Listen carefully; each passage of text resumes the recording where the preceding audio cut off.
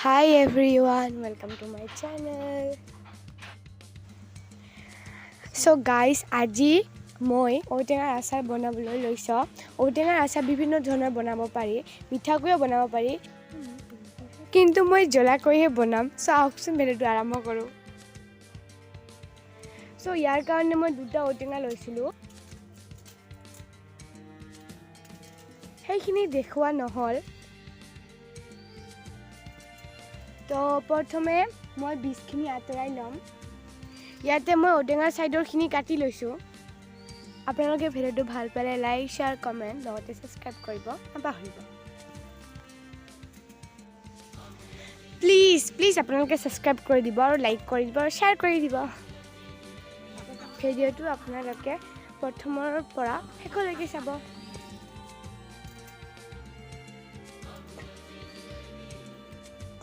মই দীঘল কৰি কাটি লৈছো। আপোনালোকে টুকুৰা কৰিব পাৰে।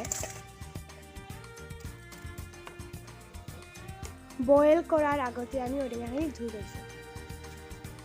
সো আপোনালোকে নিমখখিনি অনুমান হিচাপে দি দিব।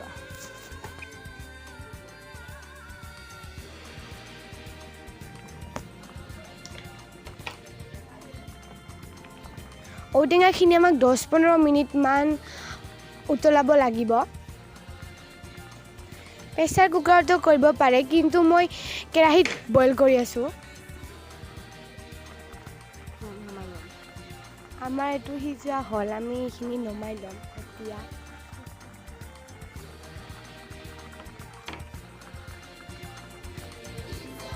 আমি গেছটো অফ কৰি দিম।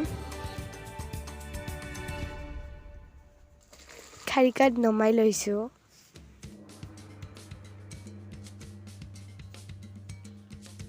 ৰ'দত শুকাই দিলো। এটা ৰ'দতে শুকাব পাৰি। আমাৰ ঔটেঙাটো শুকোৱা হৈ গ'ল। এইবাৰ আমি ঔটেঙাটো থেতেলাই লম।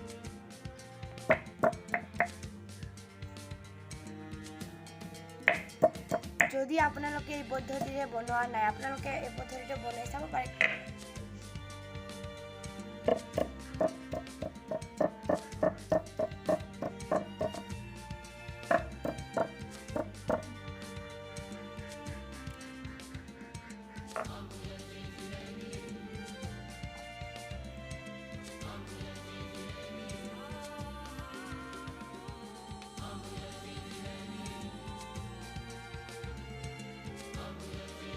এতিয়া আমি কেৰাহীটো গৰম হ'বলৈ দিছো।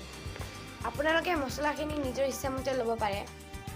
এতিয়া কেৰাহীখিনি গৰম হোৱাৰ কাৰণে আমি জোখমতে তেল দিছো। গৰম হ'লে আমাৰ তেলখিনি গৰম হৈছে, বেছিকৈ গৰম হ'ব নালাগিব। আমি এবাৰ শুকান জলকীয়া দিম।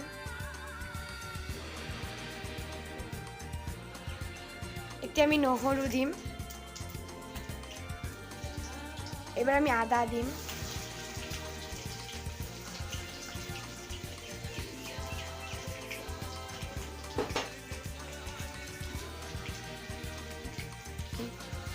ঔটেঙাখিনি আমি গৰম কেৰাহীত দি দিম।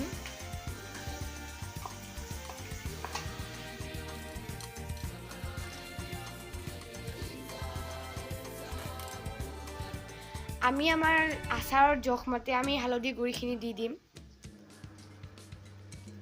কাশ্মীৰী চিলি আমি আচাৰত দি দিম।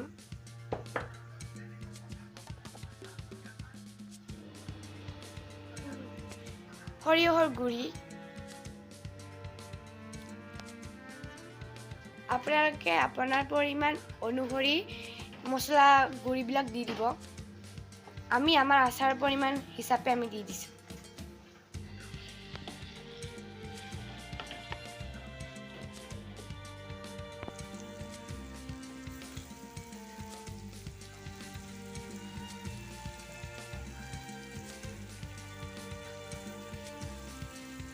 আমি পৰিমাণ অনুসৰি কালা নিমখ আচাৰত দিম। আপোনালোকে নিদিব পাৰে, কিন্তু আচাৰটো খাই টেষ্ট লাগে।